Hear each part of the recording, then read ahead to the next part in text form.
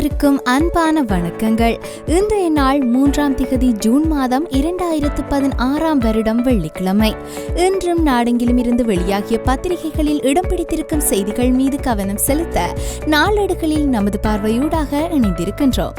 அந்த வகையில் முதலில் வீரகேசரி பத்திரிகையின் பிரதான தலைப்புச் செய்தியானது, ஜனாதிபதியின் பதிலுக்காக நாம் காத்திருக்கின்றோம், வாக்குறுதி நிறைவேற்றப்பட வேண்டும் என்கிறார் மாவை சேனாதிராஜா எம்பி என்ற தலைப்பில் பிரசுரமாகியுள்ளது. அதன் உள்ளடக்கமானது, வடக்கில் இடம்பெயர்ந்து வாழும் மக்கள் சொந்த இடங்களில் மீள குடியமர்த்தப்படுவார்கள் என ஜனாதிபதி எமது மக்களுக்கு வாக்குறுதி அளித்துள்ளார். ஜனாதிபதி கூறிய 6 மாதங்கள் இம்மாத நடுப்பகுதியில் முடிவடைகின்றது. எனவே ஜனாதிபதியின் பதிலுக்காக நாம் காத்திருக்கின்றோம் என்று தொடர்ந்து செல்கின்றது வீரகேசரியின் இன்றைய பிரதான தலைப்புச் செய்தி. அதனைத் தொடர்ந்து மற்றொரு செய்தியாக, வடமாகாண முஸ்லிம்களை மீள குடியேற்ற நோர்வே அரசாங்கம் நடவடிக்கை எடுக்கும், அமைச்சர் ஹக்கீமிடம் நோர்வே பிரதி ராஜாங்க செயலாளர் உறுதி என்ற தலைப்பிலும் ஒரு செய்தி இடம்பிடித்துள்ளது.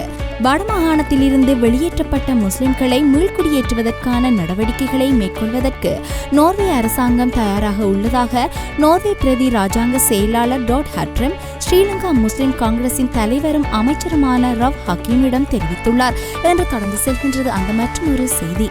அதனைத் தொடர்ந்து வீரகேசரியின் மலையக செய்திகள் பக்கத்தில், தோட்ட தொழிலாளர்களின் சம்பள விடயத்தில் அரசாங்கத்தை தலையிடச் செய்துள்ளோம், தமிழ் முற்போக்கு கூட்டணியின் அழுத்தமே காரணம் என்கின்றார் அமைச்சர் திகாம்பரம் என்ற தலைப்பில் ஒரு செய்தி இடம் பிடித்துள்ளது.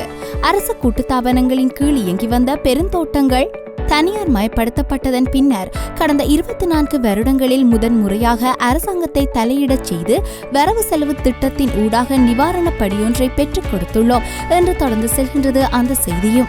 அவற்றைத் தொடர்ந்து வீரகேசரியின் இன்றைய ஆசிரியர் தலையங்கமானது, 13வது திருத்தத்தை கேள்விக்குட்படுத்தும் மக்கள் கருத்தறியும் குழுவின் பரிந்துரை என்ற தலைப்பில் இடம் பிடித்துள்ளது. அதன் உள்ளடக்கமாக, தமிழ் பேசும் சிறுபான்மை மக்கள் மத்தியில் பல்வேறு எதிர்ப்புகளை ஏற்படுத்தியிருந்த புதிய அரசியல் அமைப்பிற்கு யோசனைகளை முன்வைப்பதற்கான மக்கள் கருத்தறியும் குழுவின் இறுதி அறிக்கை வெளியிடப்பட்டுள்ளது. ஆனால் இந்த குழு வெளியிட்டுள்ள அறிக்கையின் உள்ளடக்கமானது சாதகத்தன்மைகளை கொண்டிருந்தாலும் பல்வேறு பாதகமான பரிந்துரைகளை முன்வைக்கப்பட்டுள்ளமையானது நியாயமான அரசியல் தீர்வை எதிர்பார்த்து நிற்கும் சிறுபான்மை மக்கள் மத்தியில் பெரும் ஏமாற்றத்தை ஏற்படுத்துவதாக அமைந்திருக்கின்றது என்று தொடர்ந்து செல்கின்றது இன்றைய வீரகேசரியின் ஆசிரியர் தலையங்கம். வீரகேசரியை தொடர்ந்து தினக்குரல் பத்திரிகை மீது கவனம் செலுத்தலாம். தினக்குரலின் இன்றைய பிரதான தலைப்புச் செய்தியானது, எம்மால் அமைச்சரானவர் எம்முடன் ஒத்துழைக்க மறுக்கின்றார், அமைச்சர் சுவாமிநாதனை சாடுகின்றார் மாவை என்ற தலைப்பில் இடம் பிடித்துள்ளது. தமிழ் தேசிய கூட்டமைப்பின் முயற்சியினாலேயே மீள்குடியேற்ற அமைச்சு பதவி DM சுவாமிநாதனுக்கு வழங்கப்பட்டதென சுட்டிக்காட்டியுள்ள தமிழ் தேசிய கூட்டமைப்பின் பாராளுமன்ற உறுப்பினர் மாவை சேனாதிராஜா, இப்போது எங்களுக்கே அவர் ஒத்துழைப்பு தர மறுக்கின்றார் என்றும் குற்றம் சுமத்தியுள்ளார் என்று தொடர்ந்து செல்கின்றது தினக்குரலின் இன்றைய பிரதான தலைப்புச் செய்தி. தொடர்ச்சியாக தினக்குரலின் ஆசிரியர் தலையங்கமானது, அரசியல் அமைப்பை மீள எழுதுதல் என்ற தலைப்பில் இடம் பிடித்துள்ளது. அரசியலமைப்பை மீள எழுதுவதற்கான முயற்சியின் ஓரங்கமாக உத்தேச மறுசீரமைப்பு தொடர்பாக பொதுமக்களின் கருத்துக்களை அறிந்து கொள்வதற்காக அரசாங்கத்தினால் நியமிக்கப்பட்டிருந்த குழு தனது அறிக்கையை பரிந்துரைகளுடன் சமர்ப்பித்துள்ளது. நாட்டில் உள்ள 25 மாவட்டங்களிலும் ஏறக்குறைய சகல தரப்பினரதும் அபிப்பிராயங்களை பெற்றுக்கொண்டு அதன் அடிப்படையில் இந்த அறிக்கை சமர்ப்பிக்கப்பட்டு அதன் உள்ளடக்கம் சகலரும் பார்வையிடக்கூடியதாக தற்போது இருக்கின்றது என்று தொடர்ந்து செல்கின்றது தினக்குரலின் இன்றைய ஆசிரியர் தலையங்கம்.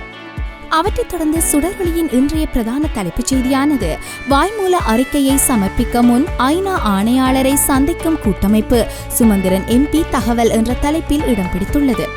அதனைத் தொடர்ந்து சுடரொளியின் இன்றைய ஆசிரியர் தலையங்கம் மீது கவனம் செலுத்துவோம். புதிய அரசியல் அமைப்பும் சிந்திக்க வேண்டியவையும் என்ற தலைப்பில் இன்று ஆசிரியர் தலையங்கம் பிரசுரிக்கப்பட்டுள்ளது.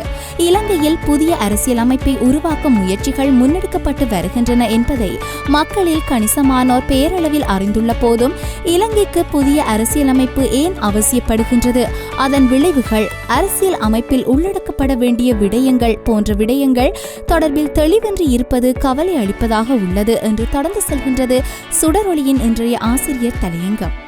அவற்றைத் தொடர்ந்து இன்று யாழ் பிராந்தியத்திலிருந்து வெளியாகும் உதயன் மற்றும் வலம்புரி பத்திரிகைகளில் இடம் பிடித்திருக்கும் செய்திகள் மீது கண்ணோட்டம் செலுத்தலாம். அந்த வகையில் உதயன் பத்திரிகையின் இன்றைய பிரதான தலைப்புச் செய்தியானது, ஐநா ஆணையாளரை சந்திக்கும் கூட்டமைப்பு வாய்மூல அறிக்கையை சமர்ப்பிக்க முன் இலங்கை நிலைமை குறித்து விளக்குவதற்காக என்ற தலைப்பில் பிரசுரிக்கப்பட்டுள்ளது. அதனைத் தொடர்ந்து வலம்புரியின் இன்றைய பிரதான தலைப்புச் செய்தி, நிறைவேற்று அதிகாரங்கள் குறைக்கப்பட வேண்டும், மக்கள் கருத்தறியும் குழு தெரிவிப்பு என்ற தலைப்பில் பிரசுரமாகியுள்ளது.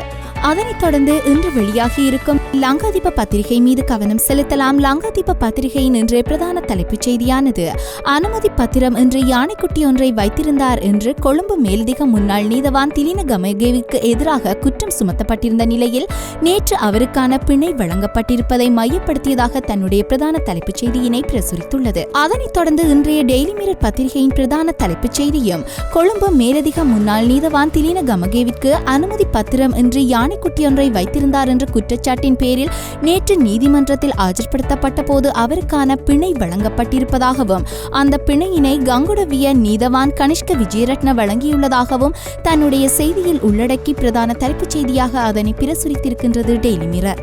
அவற்றைத் தொடர்ந்து இன்று பத்திரிகைகளில் இடம் பிடித்திருக்கும் சர்வதேச மற்றும் இந்திய செய்திகள் மீது தொடர்ச்சியாக கவனம் செலுத்துவோம்.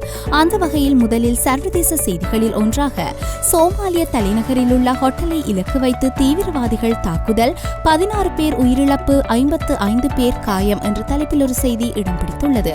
சோமாலிய தலைநகர் மொகடிஷுவில் உள்ள ஹோட்டல் ஒன்றை இலக்கு வைத்து புதன்கிழமை மாலை நடத்தப்பட்ட கார்குண்டு தாக்குதல் மற்றும் துப்பாக்கிச் சூட்டில் 2 பாராளுமன்ற உறுப்பினர்கள் உட்பட குறைந்தது 16 பேர் பலியானதுடன் 55 பேருக்கும் அதிகமானோர் காயமடைந்துள்ளனர் என்று தொடர்ந்து செல்கின்றது அந்த சர்வதேச செய்தி.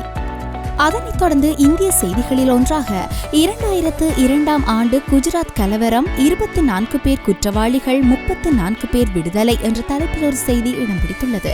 குஜராத்தில் கடந்த 2002ஆம் ஆண்டு இடம்பெற்ற கலவரத்தின் போது குல்பக் சொசைட்டி பகுதிக்குள் 69 பேர் படுகொலை செய்யப்பட்டது தொடர்பான வழக்கில் 24 பேர் குற்றவாளிகள் என அகமதாபாத் சிறப்பு நீதிமன்றம் தீர்ப்பு வழங்கியுள்ளது என்று தொடர்ந்து செல்கின்றது அந்த செய்தி. அதேவேளை மற்றொரு இந்திய செய்தியாக, வருமானத்திற்கு மீறிய வகையில் சொத்து சேர்ப்பது குற்றமல்ல, உச்ச நீதிமன்ற நீதிபதிகள் கருத்து, ஜெயாவின் வழக்கு விசாரணை முடிவு என்ற தலைப்பிலும் ஒரு செய்தி இடம் பிடித்துள்ளது. வருமானத்திற்கு மீறிய வகையில் சொத்து சேர்ப்பது குற்றமல்ல என்று தமிழக முதல்வர் ஜெயலலிதாவின் சொத்து குவிப்பு வழக்கு விசாரணையின் போது நீதிபதிகள் தெரிவித்துள்ள கருத்து பரபரப்பை ஏற்படுத்தியுள்ளது என்று தொடர்ந்து செல்கின்றது அந்த இந்திய செய்தி. அதனைத் தொடர்ந்து இன்று பத்திரிகைகளில் இடம் பிடித்திருக்கும் கேலி சித்திரங்கள் மீது தொடர்ச்சியாக கவனம் செலுத்துவோம். சுடரொளி பத்திரிகையின் கேலி சித்திரமானது, நிதியமைச்சர் ரவி கருணாநாயக்க வாகன நெரிசலை குறைக்கவே வாகனங்களின் விலை அதிகரிப்பு என்று கூறியபடி நிற்கின்றார். இதேவேளை மறுபுறமாக முன்னாள் ஜனாதிபதி மஹிந்த ராஜபக்ஷ அவர்கள், அட கடவுளே, ஹைவே ஓவர் பிரிட்ஜ் கட்டியவனுக்கு இந்த ஹைபிரிட் யோசனை தோணலையே என்றவாறாக சோகமாக நிற்பதாக சித்தரித்து தன்னுடைய கேலி சித்திரத்தினை வரைந்துள்ளது சுடரொளி.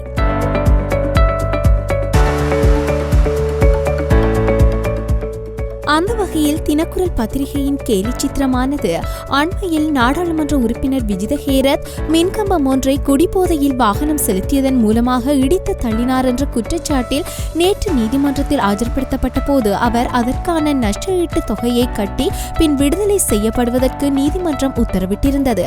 அந்த வகையில் ஜேவிபியின் மது அருந்தக்கூடாது என்ற கொள்கைகளில் ஒன்றை அவர் தகர்த்தெறிந்து விட்டார் என்ற வகையில் சித்தரித்து தினக்குரல் தன்னுடைய கேலி சித்திரத்தினை வரைந்துள்ளது.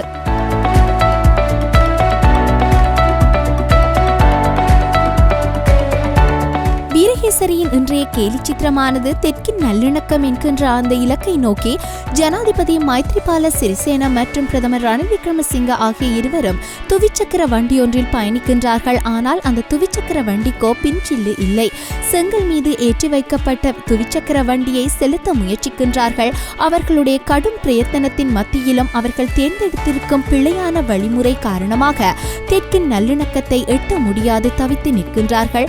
இதேவேளை அதனை பாமரர்கள் ஆச்சரியத்தோடும் அதிர்ச்சியோடும் பார்த்து கொண்டு நிற்பதாக சித்தரித்து வீரகேசரி தன்னுடைய கேலி சித்திரத்தினை வரைந்துள்ளது.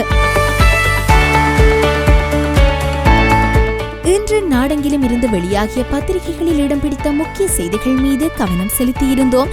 இதுபோல் மற்றுமொரு நாளேடுகளில் நமது பார்வையூடாக சந்திக்கும் வரை நன்றி, வணக்கங்கள்.